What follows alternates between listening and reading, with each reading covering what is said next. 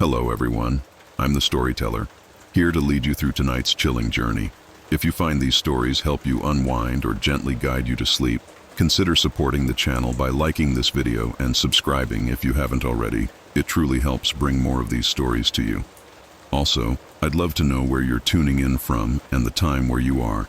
It's always fascinating to connect with listeners around the world. So, take a deep breath, settle in, and prepare yourself for a night of mystery and suspense.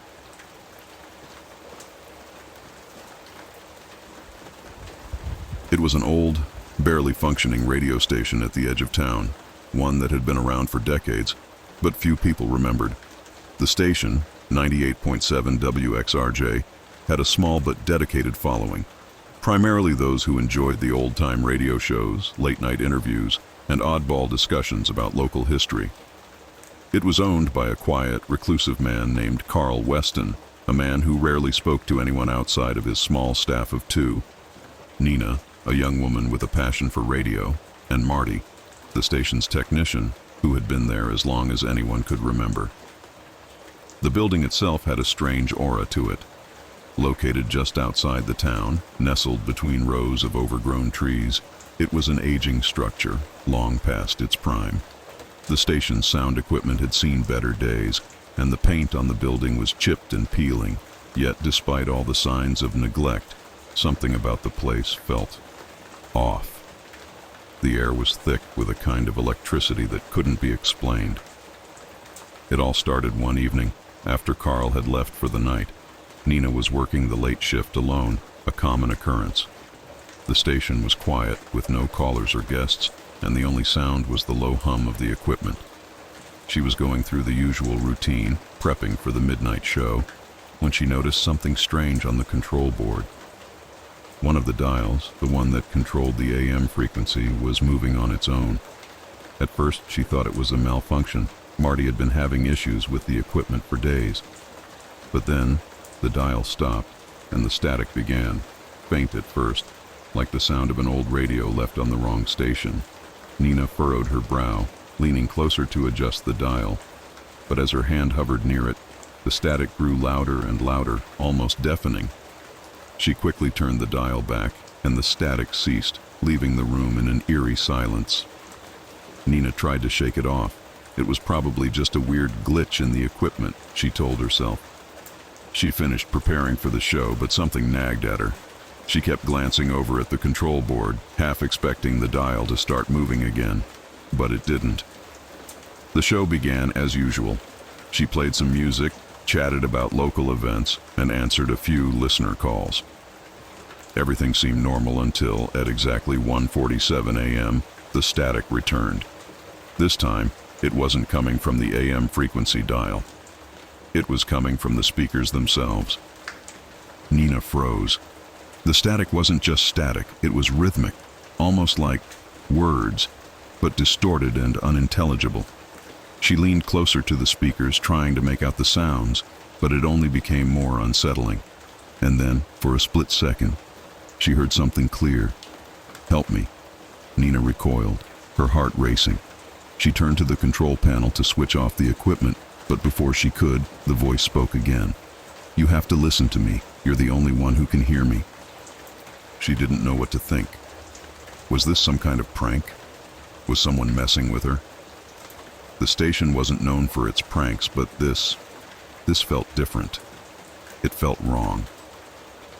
As Nina tried to make sense of the situation, a strange noise crackled through the speakers again, followed by a low voice, more coherent this time. "They're coming for me. The voices are getting louder. Please help." Nina's blood ran cold. She grabbed the phone and dialed Marty's number, but there was no answer. The line just rang endlessly. A cold shiver crept down her spine as she stood there, the voice growing more frantic, more desperate. "Who's there?" Nina asked, her voice shaking. "What do you want?"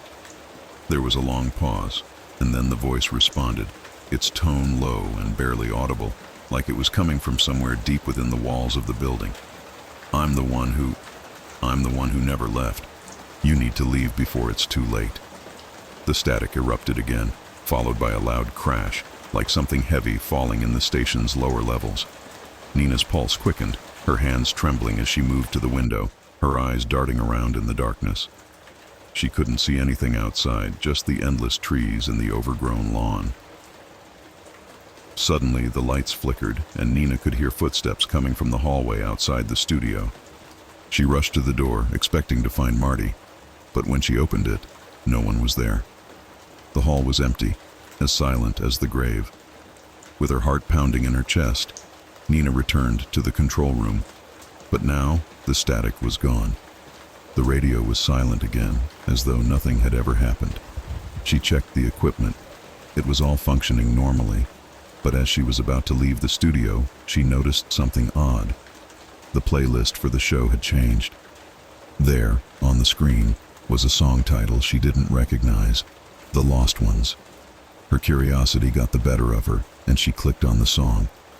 As the music started to play, she felt a chill in the air. The song was haunting, with a melody that seemed familiar, but wasn't. It was an old folk tune, but the lyrics, when they started, made no sense. They were garbled and disjointed, as though someone had distorted the song on purpose.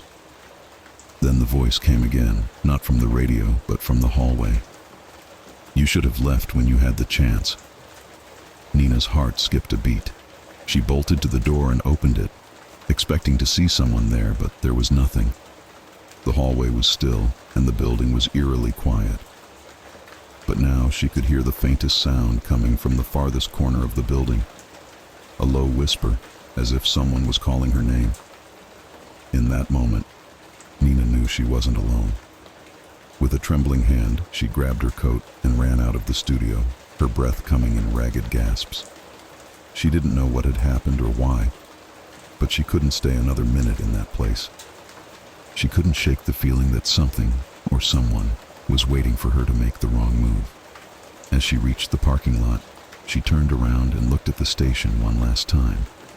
The lights flickered briefly, and for a split second she swore she saw a figure standing in the top window, watching her. The radio station was no longer just an eerie building. It was a place where something dark had awakened, and Nina had been the one to hear it. The next day, when Carl arrived to check on the station, he found the equipment was running fine. The radio broadcasts were going as usual, but when he checked the control board, the station's playlist showed something strange. The song Nina had played the night before, The Lost Ones, had been recorded 3 times, and the last 2 recordings were dated for nights when no one was at the station. As Carl stared at the monitors, he felt a cold presence wash over him. He didn't know who or what had been trying to communicate with Nina, but he knew one thing. The station signal had never been just a broadcast. It had been a call from the past. And as the station continued to operate, Carl couldn't help but wonder if Nina had been the last person to hear it, or if perhaps the building was still waiting for someone else to listen.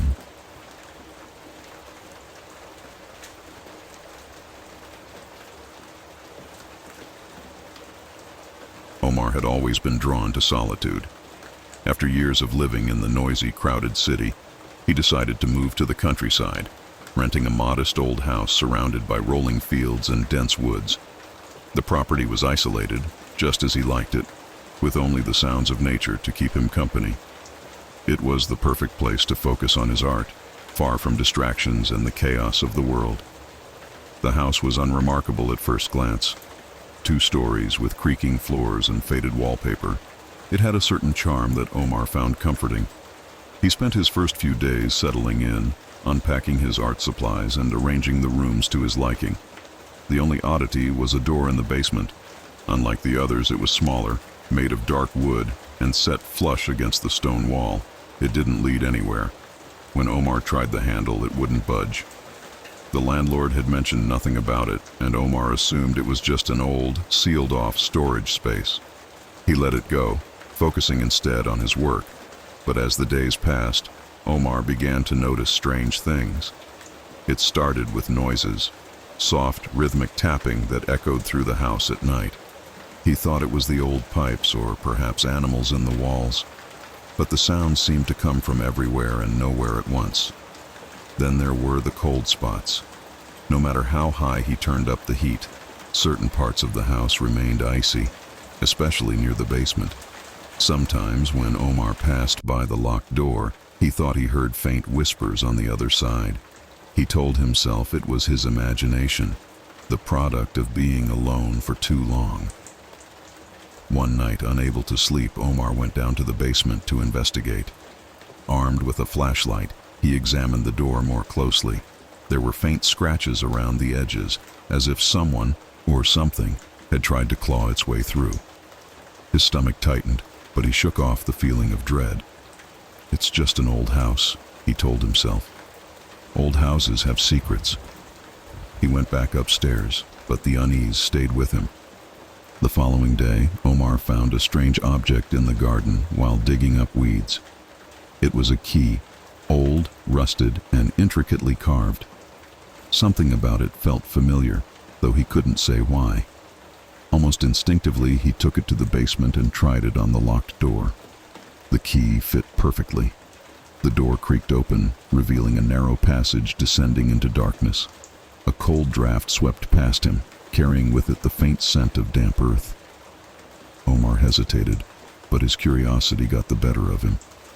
He grabbed his flashlight and stepped inside. The passage led to a large, circular chamber carved from stone.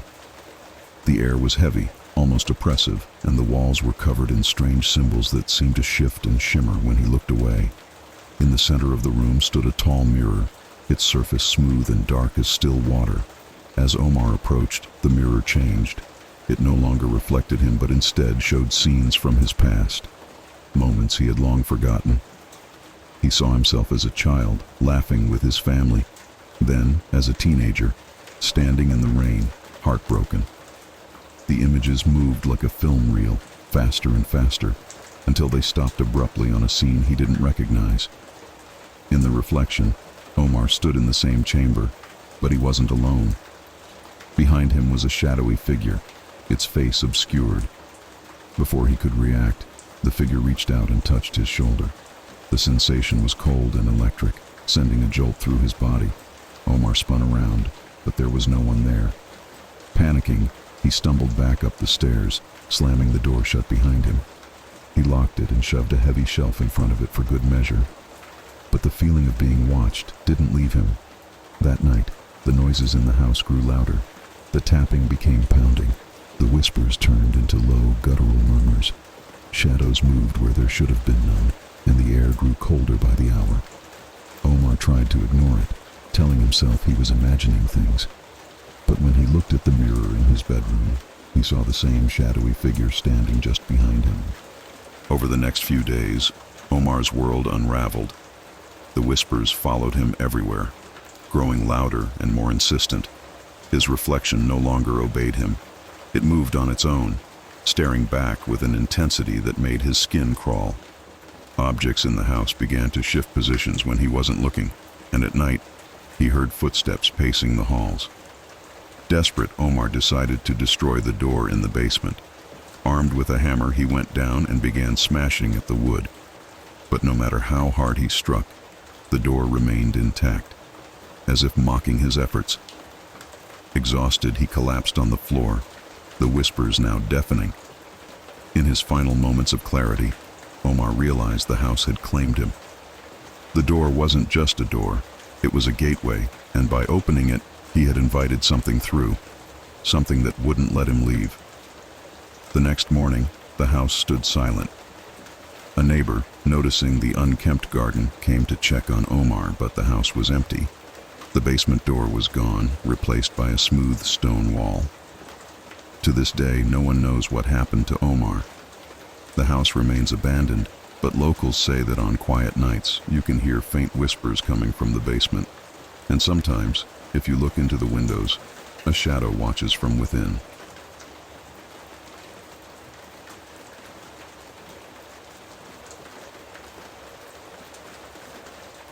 The house had been empty for as long as anyone in the village could remember.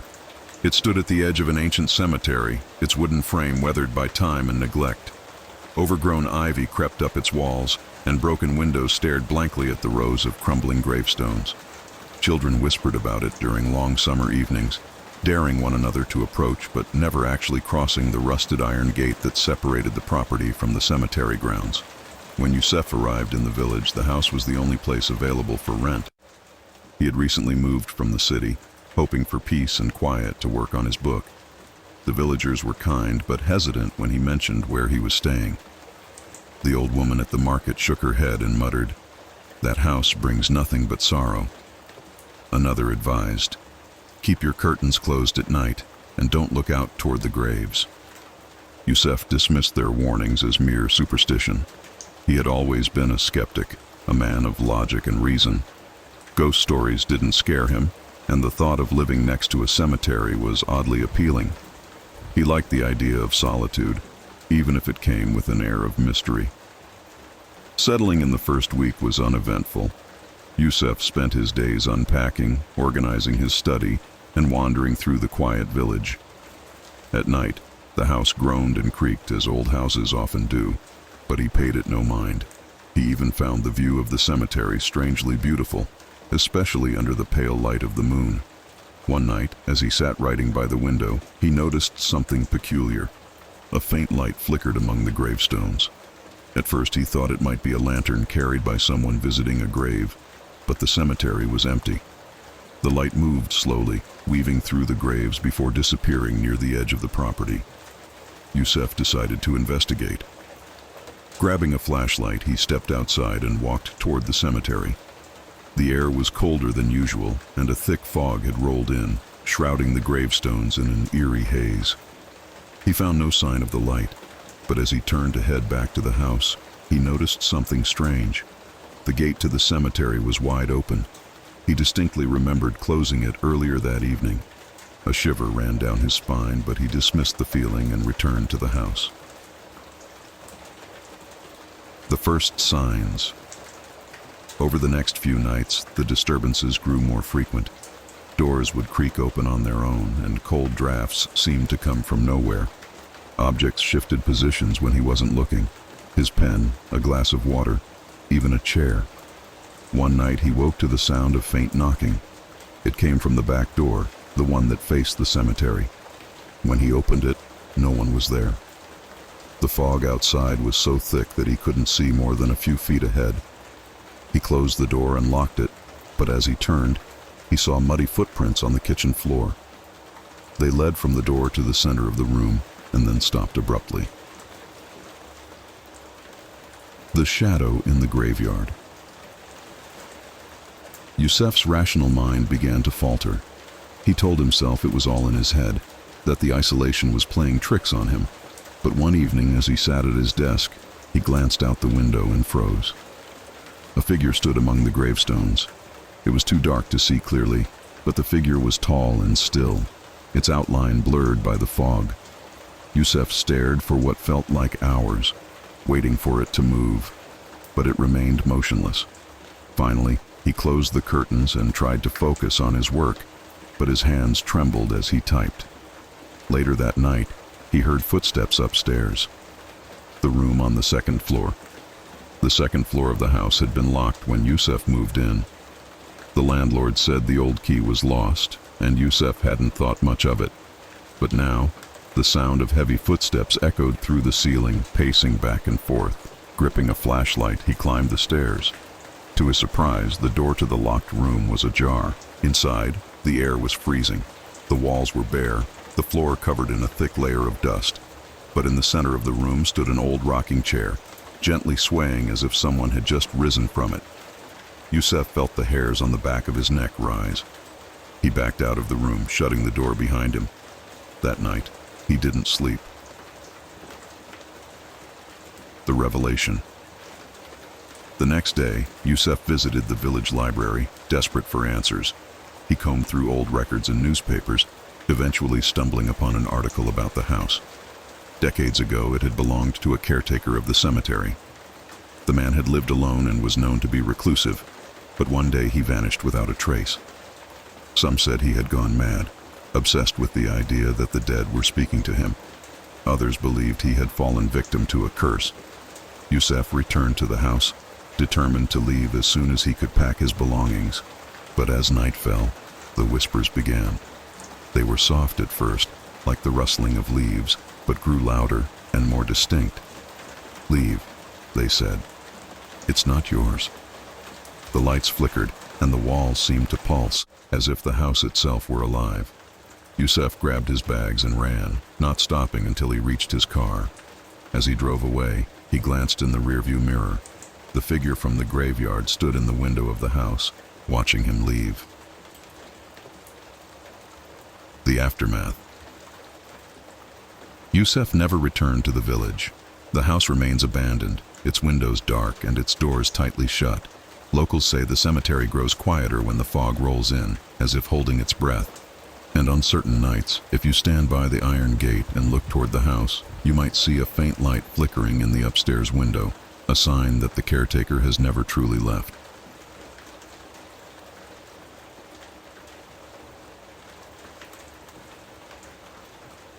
Ahmed had always preferred working the night shift. As a security guard at the city hospital, his role was simple: monitor the security cameras, ensure the building was secure, and deal with any small incidents that might arise. The hospital was quiet at night, most of the patients asleep and the hallways dark and empty. It was a job that allowed him time to think and keep to himself. But something about this particular hospital always made him feel uneasy. The building was old, with parts of it dating back decades. There were areas that had been abandoned and left to decay, sections that the hospital staff barely used anymore.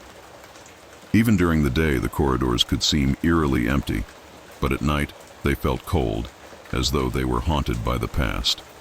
The security room, where Ahmed worked, was located on the ground floor, far from the main hospital wards. It had a large wall of monitors showing live footage of every corner of the hospital. The cameras were an outdated model, fuzzy and grainy, but they worked. Ahmed had gotten used to the quiet beeping of the monitors and the low hum of the fluorescent lights above him. The first incident. It started the second week of Ahmed's shift. It was a typical night, slow and uneventful, until he noticed something strange on one of the monitors. The camera in the old part of the hospital, an area that hadn't been in use for years, had flickered to life. It wasn't supposed to be on, but there it was, showing a dark, empty corridor. Ahmed assumed it was a malfunction, but as he checked the system, he found that the camera feed was still live. He moved to the monitor, watching closely. The hallway on the screen was still, but then, just as he was about to turn away, something moved. A shadow, a figure standing at the far end of the corridor, motionless. He blinked and rubbed his eyes. When he looked again, the figure was gone. He quickly rewound the footage, but there was no sign of anyone. The hallway was empty, just as it had been before. Just a glitch, Ahmed muttered to himself, brushing off the incident. There was no way anyone could be in that part of the hospital. The old wing had been sealed off years ago after the building was renovated, but the strange feeling lingered, and over the next few nights, it only grew stronger. The camera in that same part of the hospital continued to flicker on randomly. Sometimes it was empty, other times there would be shapes in the shadows. Ahmed had seen enough horror movies to know how these things went.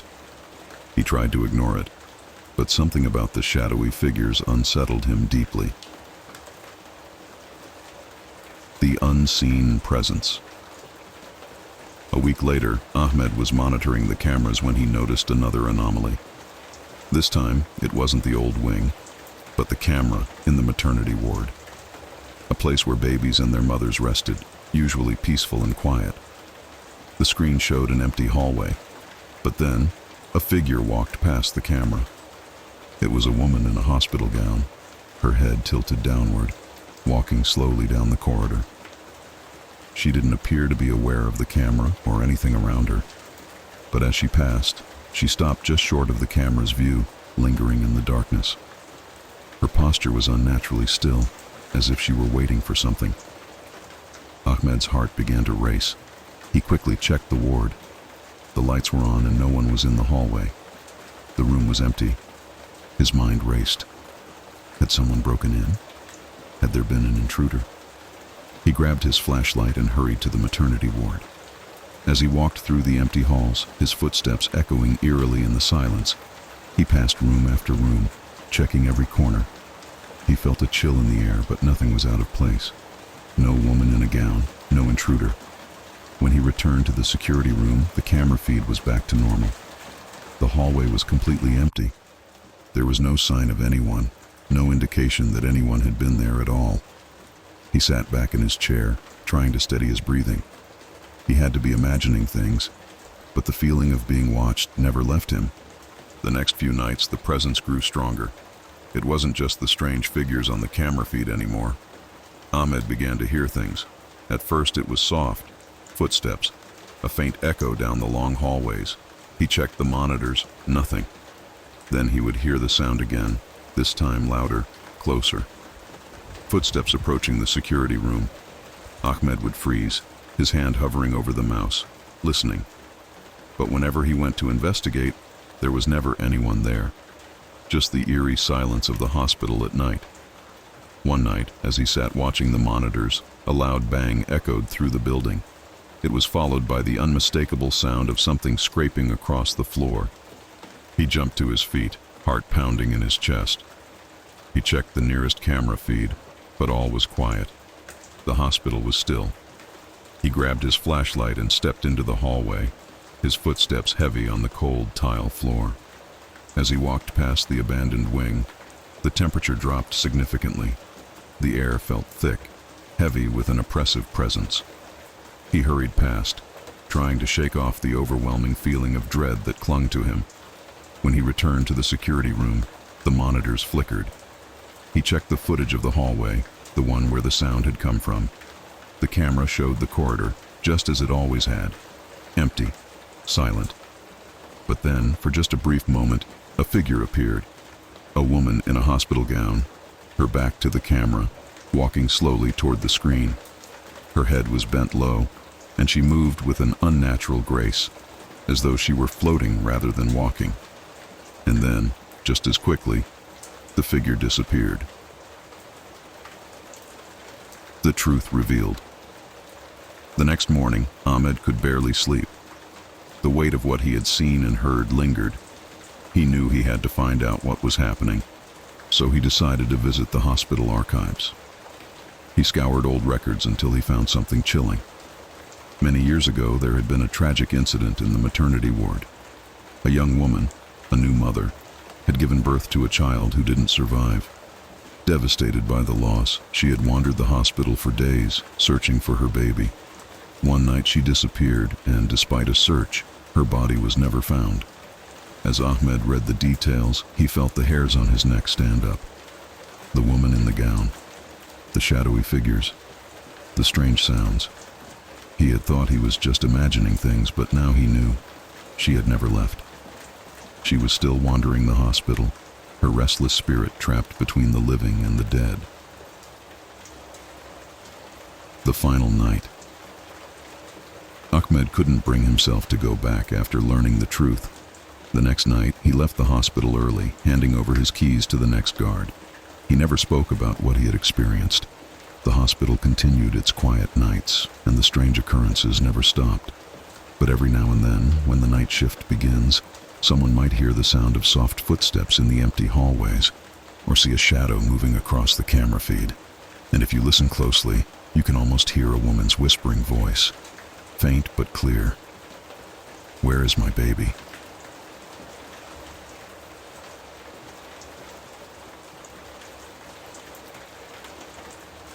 It had been months since Jake, Sarah, Marcus, and Emily had made plans for a camping trip. With all of them working demanding jobs and battling the grind of daily life, it seemed like the perfect opportunity to take a break from everything and reconnect with nature. Jake, the outdoors enthusiast, was the one who suggested the trip. He had heard about a secluded forest about 2 hours north of their town, a place known for its peace and quiet. He promised them it would be the perfect escape. None of them had ever been to this part of the forest, but that didn't seem to matter. The photos Jake showed them from his previous trips looked beautiful. Thick trees, clear streams, and breathtaking views. It would be just like the camping trips they used to take when they were kids. "Just us, the woods, and some campfire stories," Jake joked when they were packing. It'll be fun. And so, one weekend in late October, the four friends set off in Marcus's old truck, packed with tents, sleeping bags, and enough food to last them the weekend. The air was crisp, and the trees, though not yet bare, had begun to take on the colors of fall. The journey to the campsite was peaceful, with the winding road cutting through dense forest on either side. It was the perfect setting for what they thought would be a peaceful getaway. Setting up camp. They arrived at the forest just as the sun began to set. The sky turned a warm orange, and the forest seemed to glow under its light. The campsite was secluded, tucked away far from the beaten path. It was quiet, almost too quiet. No sounds of animals, no rustling in the leaves. "Perfect," Sarah said, setting down her backpack and looking around. "I don't hear anything. It's like the forest is holding its breath." They set up their tents and gathered wood for a fire. Marcus, ever the practical one, got the fire going while Jake set up the campsite. Emily and Sarah began unpacking their food supplies, laughing and chatting as they worked. As the fire crackled to life, they settled around it, roasting marshmallows and talking about old times. The evening passed in good spirits, the laughter echoing through the trees. But as the night wore on, the temperature dropped quickly. The wind picked up, rustling the leaves in the trees above them. The fire flickered, casting long shadows across the ground. For a while, no one said much. The sudden quiet felt out of place. "Did you hear that?" Marcus said, breaking the silence. He glanced around the dark forest, his voice low. "Hear what?" Jake asked, his voice barely audible over the crackling fire. Marcus squinted into the trees. "I thought I heard something moving, like footsteps." "Probably just a deer," Emily said, trying to dismiss it. "This place is full of wildlife." But Jake, who was always the one to keep a watchful eye on their surroundings, felt an unsettling feeling crawling up his spine. He turned to the others. "Let's stay close tonight. This place feels off." They laughed it off, trying to shake the feeling, but the rest of the night passed with an uneasy tension. They went to bed early, hoping the morning would bring some normalcy. The first night Jake was the first to wake up. It was still dark outside, the moon hanging high in the sky, casting long shadows over the campsite. He looked around, listening to the deep silence of the forest. He stepped out of his tent to stretch, then froze. There, standing at the edge of the campsite, was a figure, a tall, thin silhouette in the darkness. It was impossible to make out any details, but it was clear someone, or something, was watching them. His heart pounded. He rubbed his eyes and looked again. The figure was gone, vanished into the trees as though it had never been there at all. He shook his head, thinking he had imagined it, but the feeling of being watched didn't go away. He hurried back into the tent, trying to dismiss the thought. Maybe it was just a trick of the light, or some animal standing still. But the unease clung to him. In the morning, he told the group what he'd seen. Sarah and Marcus shrugged it off, thinking it was just his overactive imagination. Emily, however, wasn't so sure. She had always had a sense for things that others couldn't explain. "Something about this place feels wrong," she said quietly as they ate breakfast. "I can't shake the feeling that we're not alone here." The strange sounds. That evening, the feeling of unease only deepened. As they sat around the campfire, the air grew unnaturally still. No animals stirred, no wind blew through the trees. The forest was silent, too silent. Suddenly, a sharp snap echoed through the woods, like a branch breaking. Jake and Marcus both turned their heads toward the sound, but there was nothing there. "Did anyone else hear that?" Jake asked, his voice tense. "Yeah," Marcus replied, narrowing his eyes. "It came from over there." He pointed toward the edge of the clearing, where the trees stood tall and dark, barely visible in the dim firelight. Without another word, they grabbed their flashlights and moved cautiously in that direction. The air was thick, heavy with an eerie stillness. The ground beneath their feet was soft, and the crunch of leaves sounded unnaturally loud in the quiet forest. When they reached the spot where the sound had come from, They found nothing but empty space, just the dark shadows of trees surrounding them. "I don't like this," Sarah whispered, her voice shaky. "It feels like we're being watched." They turned to head back to the campfire when a new sound reached their ears. It was faint at first, but growing louder, a soft whispering, like a voice carried on the wind. The group froze, straining to hear. The whispers grew louder, then stopped suddenly. The forest was silent again, as if it had never made a sound. "Okay, that's enough," Marcus said, his voice tight with fear. "Let's go back to camp. I've had enough of this." They hurried back to the safety of the fire, but the whispers followed them, echoing in the distance. No matter how hard they tried to ignore it, the unease settled deeper into their bones. The discovery.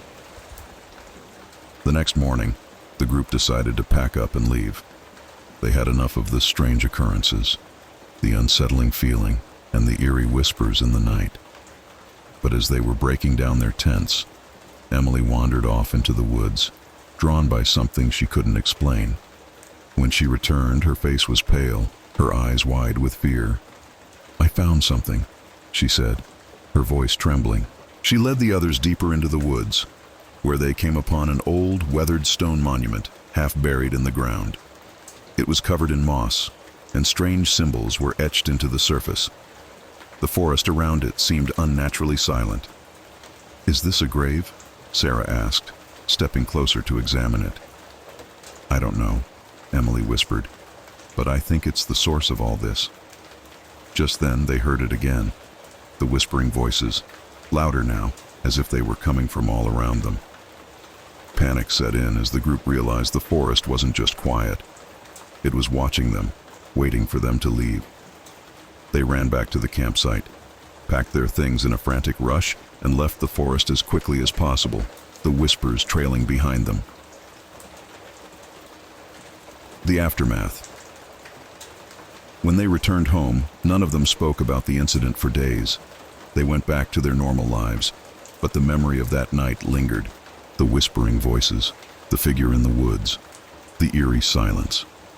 And every now and then, one of them would find themselves back in the woods, on a hike or on a drive, when the wind would pick up and they'd hear it again. The whispers, soft at first, but always growing louder, like a warning, like an invitation. And then they would remember. There was something in those woods, something that didn't want them there.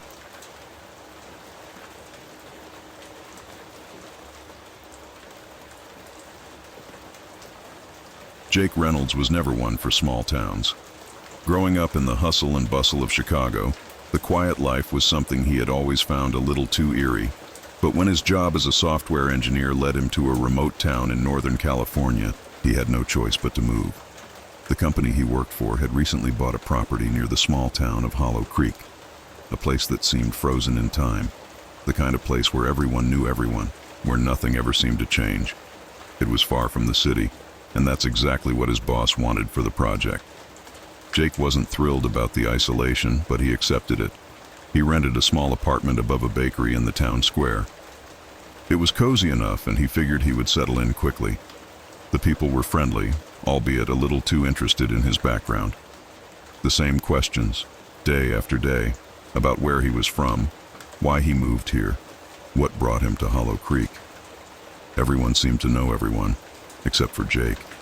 There was, however, one person who stood out to him, Henry Turner. Henry wasn't like the other townsfolk. He wasn't as warm or welcoming. In fact, Jake had never seen him smile. He worked as a mechanic, always wearing a grim expression and keeping to himself. He didn't interact much with the townspeople, and Jake often found him sitting alone at a corner booth in the local diner late at night. His piercing blue eyes always seemed to be watching, as though he was waiting for something. And when Jake looked back, Henry never looked away. The first time Jake spoke to Henry was a quiet evening in the diner.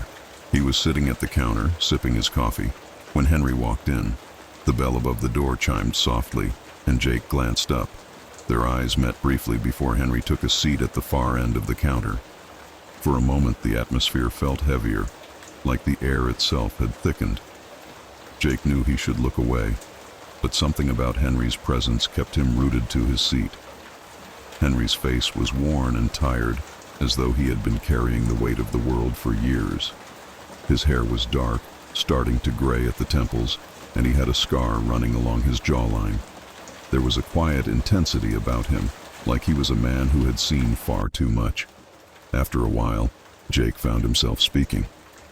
"You don't get many new faces around here," he said, breaking the silence. "You must be Henry." Henry's eyes never left Jake. "I'm Henry," he replied, his voice low and rough, as though it had been unused for days. Jake tried to continue the conversation, asking Henry about the town, but the mechanic only offered brief, cryptic responses. He seemed to be holding something back, but Jake couldn't place what it was. Finally, Henry stood up, leaving a few bills on the counter. "Don't stay too long, Jake," he said as he turned to leave. "Some things in this town are better left alone." That night, Jake lay awake in his apartment, staring out the window at the quiet streets below. Henry's words lingered in his mind, and though he tried to brush them off as nothing more than the ramblings of an old reclusive man, something in the back of his mind told him otherwise. Something was off about Henry, and about Hollow Creek itself. The vanishing days passed, and Jake fell into a routine. He worked from his apartment, occasionally venturing out for groceries or coffee. He saw Henry around town, but never spoke to him again. The mechanic kept to himself, always watching from a distance. It was on a late Friday afternoon that Jake first noticed something truly strange. He was walking through the town square when he saw a small crowd gathered around the bakery. Curiosity got the best of him, and he walked over to see what was going on. The crowd was speaking in hushed tones, their faces a mix of concern and confusion. At the center of the crowd was Henry's truck, parked right outside the bakery. The engine was still warm, but Henry was nowhere to be found. "Has anyone seen him today?" Jake overheard one of the townspeople asking. He was supposed to fix the tractor for Old Man Peterson, but he never showed up. "I haven't seen him all day," another voice said. "And I checked the garage. He's not there either." Jake felt a chill creep up his spine. He had never seen Henry not show up for work, not in the months he had been in town. The mechanic was always punctual, always dependable, but now he was gone. As the day turned to night, Jake's curiosity grew. He decided to head to the garage to see if he could find anything. The garage was located on the outskirts of town, a place Jake had only passed a few times. It was a small, rundown building, the kind of place that seemed to have been forgotten by time. The air around it felt cold, even though the night was warm. Jake approached the building cautiously, his footsteps muffled by the thick grass underfoot. He peered through the cracked windows, trying to make out anything inside. There was nothing unusual, just tools, old tires, and machinery. But as he turned to leave, something caught his eye. In the far corner of the garage, a door that led to the back of the building stood ajar, as if someone had recently left in a hurry. Without thinking, Jake pushed the door open and stepped inside. The air was damp and musty, the scent of oil and rust filling his nose. He took a few steps forward, but then he stopped. There, in the dim light, was a small wooden box sitting on the floor. The box was covered in dust, as though it had been left there for years. Jake knelt down and carefully opened the box. Inside, he found a collection of old photographs, yellowed with age. There were pictures of Henry, but they weren't like any photos Jake had ever seen. The images were blurry, distorted, as though something in the background was trying to make its way into the frame. The more Jake looked at them, the more unsettled he felt. It was as though Henry had been hiding something all along. Suddenly, a loud bang echoed through the garage. Jake whipped around, heart racing. But there was no one there. The garage was empty, just as it had been before. As Jake turned to leave, something caught his eye once more. In the corner of the room, behind a pile of crates, was a small door. It was hidden, almost as though it had been deliberately covered. The wood was old and cracked, but there was something about it that called to Jake. Without thinking, he approached the door, his hand shaking as he reached for the handle. When he opened it, he was met with total darkness. But before he could react, he heard a faint whisper, like a voice from far away, calling his name. "Jake, come closer." The truth revealed. Jake backed away from the door, his heart pounding in his chest. The whisper had been unmistakable. It was Henry's voice. He turned and ran out of the garage, not daring to look back. The door slammed shut behind him, as though the garage had swallowed up everything that had just happened. He didn't stop running until he was back in his apartment, the door locked and bolted behind him. The next morning, when Jake went to the bakery to grab breakfast, the townsfolk were talking in hushed tones again. This time, however, they weren't talking about Henry. Henry had vanished, completely. His truck was still parked outside the bakery, but there was no sign of him anywhere. The mechanic was gone, just like the stories Jake had heard from the locals. The strange whispers in the garage, the old photographs, the mysterious door. It all began to make sense. Jake had stumbled onto something he wasn't meant to see. Henry wasn't just a mechanic. He was part of something far darker, something tied to the very heart of Hollow Creek. And now, Jake had become a part of that mystery too. The town would never be the same, and neither would Jake.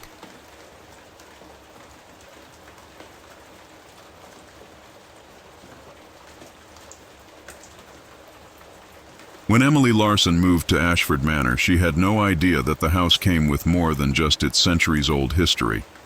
Nestled on the outskirts of the small town of Ashford, the manor was as imposing as it was beautiful.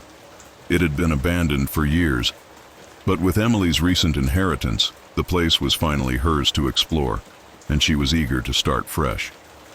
The manor's crumbling exterior was a little intimidating, but she wasn't one to shy away from a challenge. Her first night in the grand, dimly lit house was peaceful, quiet even. She wandered through the various rooms, exploring every corner of the house that had been untouched for so long. The creaking wooden floors, the ancient tapestries on the walls, and the faint smell of dust all seemed to speak of a time long gone. But there was one thing that caught Emily's attention immediately, a pair of golden eyes that seemed to follow her wherever she went. At first, she thought she was imagining it. After all, it had been a long day of travel, and the manor was overwhelming in its size. But then, as she moved through the library, she spotted a cat, an odd-looking feline with a sleek black coat and unnervingly sharp eyes. It was perched on the windowsill, watching her intently. The cat didn't make a sound. It simply stared. Emily froze, unsure of what to do. She had never seen a cat around the manor, and she had certainly never brought one with her. Confused, she called out to the animal, hoping to coax it out of its odd stillness. "Hey, kitty, where did you come from?" she asked softly, inching closer. But the cat didn't respond. It didn't move, didn't flinch, and didn't seem to acknowledge her presence at all. The more she stared at its unsettling golden eyes, the more she felt a strange sensation, like a tugging, almost magnetic pull. After a few moments, Emily backed away, deciding to explore the rest of the house. She could deal with the strange cat later, but the feeling of being watched never quite left her. As she moved to the kitchen, she couldn't shake the thought that the cat was still there, its eyes still on her. The silent observer. Over the next few days, the presence of the cat grew harder to ignore. It appeared in every room, watching her, always with those haunting golden eyes. It never made a sound. There was no meowing, no scratching at the door, no pawing at the windows. It simply appeared, always in the same silent, almost regal manner, and watched. At first, Emily tried to dismiss it as nothing more than a stray that had wandered into the house, but it felt different. One evening, after a long day of unpacking, Emily decided to get some rest. She had taken to sleeping in the master bedroom, a large, opulent room with a four-poster bed and tall, arched windows that looked out into the sprawling grounds. The manor, though silent, seemed to hum with an energy she couldn't place. But tonight, as she lay in bed, the house felt especially heavy. She pulled the covers up to her chin, trying to ignore the growing unease in the pit of her stomach. The room was dark, save for the faint moonlight filtering through the curtains. Emily closed her eyes, hoping to fall asleep quickly, but as the minutes ticked by, she felt it again, the sensation of being watched. Slowly, she opened her eyes, and there it was, the cat. It was sitting at the foot of her bed, staring at her, its golden eyes glowing in the dim light. Her heart skipped a beat. How had it gotten in? She hadn't heard the door creak, hadn't heard any footsteps on the floor. The cat was simply there, as though it had always been. "How did you get in here?" Emily whispered, her voice trembling slightly. The cat didn't respond. It never did. It just watched. For several nights, the pattern continued. No matter where Emily went, the cat would appear. It would be there in the library, perched on the mantel in the living room, or even staring at her from the top of the staircase. The silence was unbearable, as though it was waiting for something that Emily could not understand. Every time she tried to approach it, it would disappear, vanishing before she could get close. The Legend of Ashford Manor. After nearly a week of this strange behavior, Emily couldn't take it any longer. She needed answers. The feeling of being watched, the silent cat, it was all too much. So she went to the local town library, hoping to find some clues about the manor's past. The librarian, an older woman named Mrs. Kensington, looked up from her desk as Emily approached. "Can I help you, dear?" she asked kindly, though there was a curious hesitation in her voice. "I'm looking for information about Ashford Manor," Emily said. "I just moved in, and I've been noticing some strange things. I don't know if it's just me, but there's this black cat that keeps showing up in the house. I haven't seen it outside, and it doesn't behave like a regular cat. I was hoping you might know something about it." Mrs. Kensington's face grew pale, and for a moment Emily thought she might refuse to answer. But then, after a long pause, the librarian spoke. "There's a legend," Mrs. Kensington said softly, her voice barely above a whisper. "It's an old tale, passed down through generations. People say that Ashford Manor is haunted, cursed even. The cat you're seeing is no ordinary cat. It's the spirit of a long-dead servant, a woman who once lived in that very house." Emily raised an eyebrow, unsure of how to respond. "A ghost? Of a servant?" The librarian nodded gravely. "Her name was Lily. She worked at the manor many, many years ago. It's said she was very close to the family who owned the house. But one night something happened. A tragedy, they say. The details are unclear, but it's said that Lily died in a horrible accident. A fall, perhaps, or maybe something worse. The townspeople never knew for sure. But ever since then, her spirit has lingered in the house, appearing as a black cat." Emily felt a shiver run down her spine. "And the cat just watches? That's it?" "That's all it does," Mrs. Kensington replied. "It's said that the cat is waiting. For something. No one knows what. Some believe it's looking for someone, perhaps for the family who once lived there. Others believe it's searching for peace, a way to move on. But whatever the reason, the cat is tied to the house. It will never leave, never rest, until its purpose is fulfilled." The cat's curse.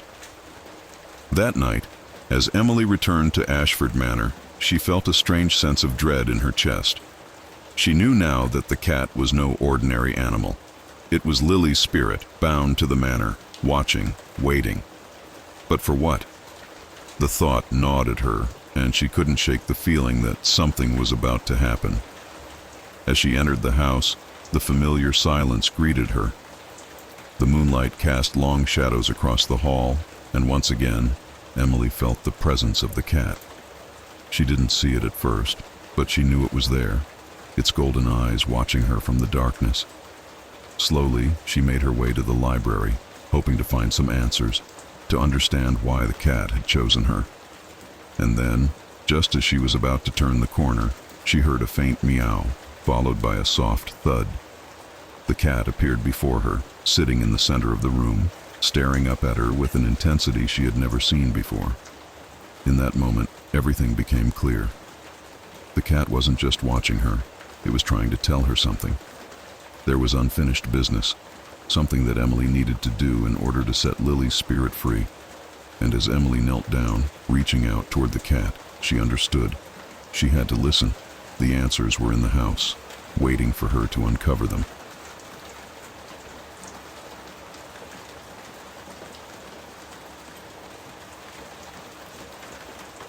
Jason Calloway had never been one for adventure. He was a man of routine. His life was predictable, safe. So, when he got an invitation from his old college friend, Mike Sanders, to join him on a desert expedition, he wasn't sure what to expect. The desert had always seemed like a barren, lifeless place to him, a landscape too harsh to endure. But Mike had been an archaeologist for years, and this was his dream project: to explore a recently discovered oasis deep in the heart of the desert that was rumored to contain remnants of an ancient civilization. It sounded intriguing, and Jason, looking for a break from his ordinary life, reluctantly agreed. They set out on their journey in the dead of summer, when the desert sun blazed down relentlessly, scorching everything in its path. The vast stretches of sand and rock seemed to go on forever. The horizon was an endless blur of heat waves, distorting the view as they traveled deeper into the arid wilderness. The journey wasn't easy. The constant wind whipped sand into their faces, and the oppressive heat made even the simplest tasks exhausting. Mike's excitement was palpable. He was in his element, eager to uncover secrets that had been buried for centuries. Jason, on the other hand, struggled to keep up. The desert felt alive with a strange, haunting energy, and he couldn't shake the feeling that something was watching them from the vast, empty dunes. But Mike was focused, oblivious to Jason's discomfort. They pressed on, their only company the crunching sound of sand beneath their boots and the occasional squawk of a raven in the distance. By the third day, Jason began to feel the full weight of the desert's oppressive presence. The sun had taken its toll on him. His lips were cracked, his skin burned, and his body was weary from the constant exposure to the heat. It wasn't just the physical exhaustion that unsettled him, though. It was the silence. The desert was quiet, but it wasn't an ordinary silence. There was a strange hum in the air, a soft, almost imperceptible whisper that seemed to come from the sand itself. At night, the temperature dropped drastically, leaving them shivering in their tents. As Jason lay awake, he could hear faint voices carried on the wind, like soft whispers just beyond the reach of comprehension. He thought it was just the desert playing tricks on him, but the more he listened, the clearer the voices became. They were speaking in a language he didn't understand, ancient and eerie, full of mystery and malice.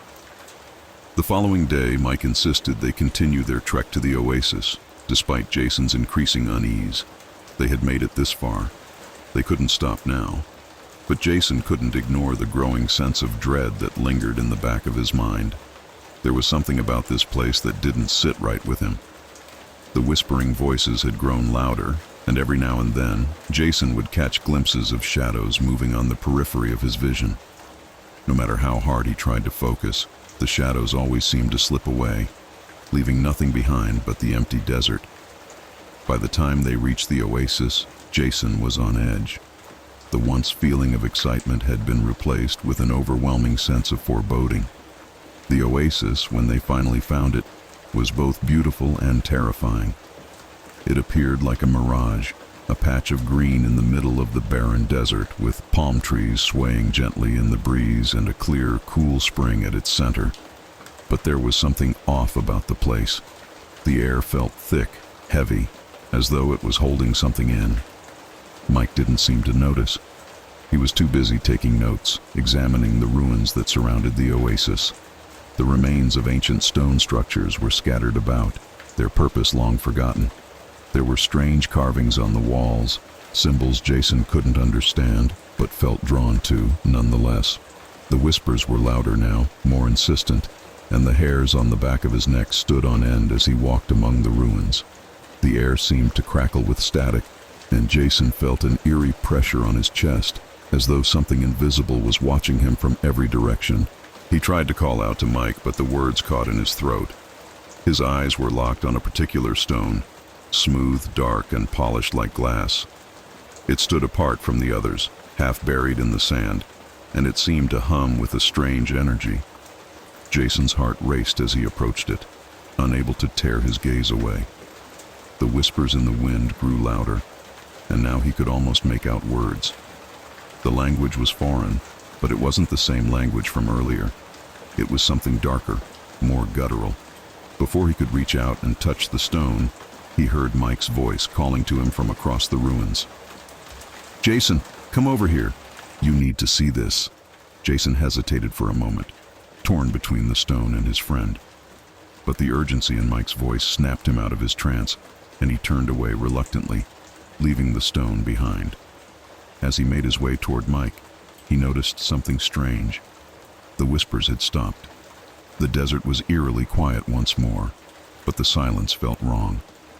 It was too still, too oppressive. Jason glanced back at the stone, but to his shock, it was no longer where it had been. In fact, the entire area around the oasis seemed different. The ruins were more decrepit, the vegetation wilting. The oasis itself, once so vibrant, now appeared dry and barren. The water in the spring had evaporated, leaving only a cracked, empty basin. Mike was standing in the middle of the ruins, his expression pale and troubled. "Jason, we need to leave," he said, his voice shaking. "Something's not right here. This place, it's cursed." Jason's heart skipped a beat. "What are you talking about? We've only just gotten here. We need to study." Mike shook his head, cutting him off. "No, Jason, you don't understand. When I touched one of the stones, I felt it. Something ancient, something alive. It's not just a ruin, it's a warning. This place it's feeding off us." Jason felt a chill run down his spine. He had heard the whispers, seen the shadows, and now he could feel it too. The air around them seemed thick, suffocating, and every instinct in his body screamed at him to run. But before they could leave, the whispers began again, this time louder than ever. They filled the air, swirling around them, speaking in an ancient tongue that resonated deep in their bones. Suddenly, the ground beneath their feet began to tremble. The ruins cracked open, and from the deep, dark earth, something began to rise. Something ancient and monstrous, with glowing eyes and a form that was both human and inhuman at the same time. Mike screamed, pushing Jason toward the exit, but the creature was too fast. It lunged, its eyes locking onto them, its whispers filling their minds. They ran, their breath coming in ragged gasps, but the desert had turned against them. The sand shifted beneath their feet, swallowing them whole. Jason's last memory before everything went dark was the creature's voice, calling to him in the language of the desert. "You are ours now." Thank you for joining me on this journey tonight. I hope you found some peace and comfort. Before you drift off completely, let me know in the comments what time it is where you are and which country you're watching from. Don't forget to like and subscribe for more stories. Until next time, rest well and sweet dreams.